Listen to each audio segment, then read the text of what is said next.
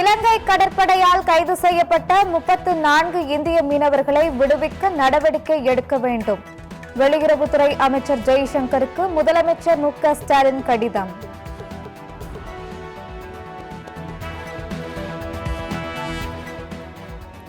Tungsten சுரங்கம் வராமல் தடுக்க போராட்டம் நடத்திய அரிட்டாப்பட்டி மக்களுக்கு கிடைத்த வெற்றி. இந்த பாராட்டு விழா உங்களுக்கானது என முதலமைச்சர் ஸ்டாலின் பேச்சு.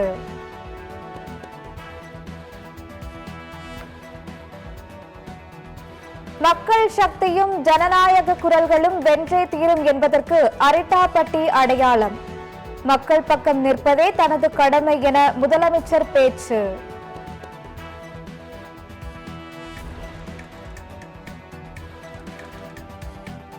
தமிழ்நாடு தொழில்துறையில் வளர்ச்சி பெற்றிருப்பதை அறியாமல் அறிக்கை விடுகிறார் எடப்பாடி பழனிசாமி. அமைச்சர் டி.ஆர்.பி. ராஜா காட்டம்.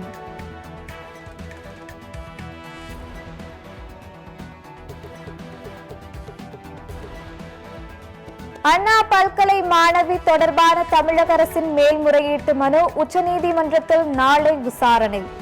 ஒழுங்கு நடவடிக்கை குறித்த சென்னை உயர்நீதிமன்ற தீர்ப்பை ரத்து செய்ய கோரிக்கை.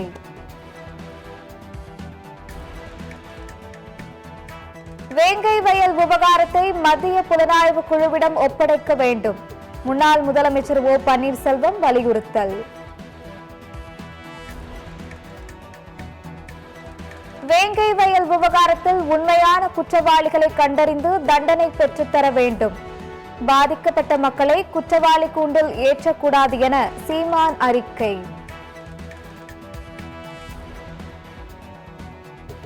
நாட்டின் 360 எல்லையோர கிராமங்களுக்கு 4G இணைய சேவை.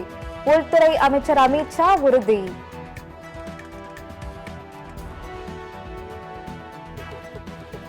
டங்ஸ்டன் சுரங்க ஏலத்தை ரத்து செய்ய கோரி சட்டமன்றத்தில் நிறைவேற்றப்பட்ட தீர்மானம் வெற்றி பெற்றுள்ளது. அரிட்டாப்பட்டி மக்களுக்கு என்றும் துணை நிற்போம் என பாராட்டு விழாவில் முதலமைச்சர் ஸ்டாலின் உறுதி.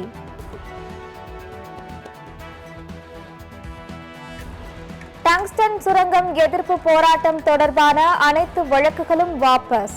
முதலமைச்சர் உத்தரவின்படி 11,600 வழக்குகளும் வாபஸ் பெறுவதாக அறிவிப்பு.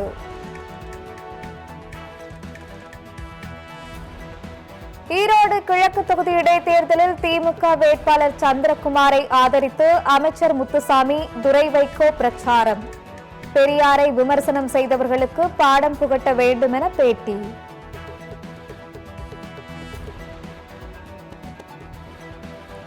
இதய மருத்துவத்தில் டாக்டர் K.M. செரியனின் பங்களிப்பு எப்போதும் நினைவு கூறத்தக்கது. மருத்துவர் செரியன் மறைவுக்கு பிரதமர் மோடி இரங்கல்.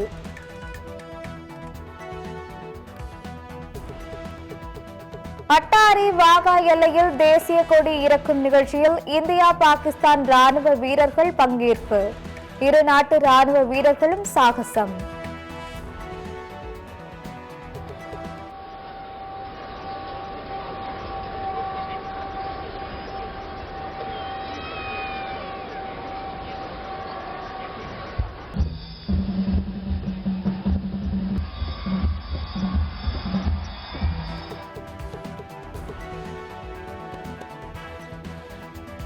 நைஜீரியாவில் பெட்ரோல் டேங்கர் லாரி வாகனங்கள் மீது மோதி வெடித்து சிதறியது.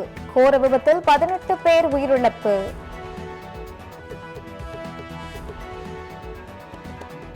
லண்டனில் உள்ள இந்திய தூதரகத்தில் குடியரசு தின விழா. இந்திய வம்சாவழியினர் நடத்திய கலை நிகழ்ச்சிகள் களை கட்டியது.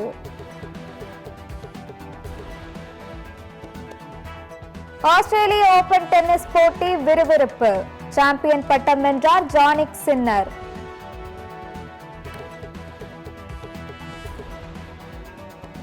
ஐசிசியின் வளர்ந்து வரும் கிரிக்கெட் வீரரான விருதை வென்றார் கமிந்து மெண்டிஸ்.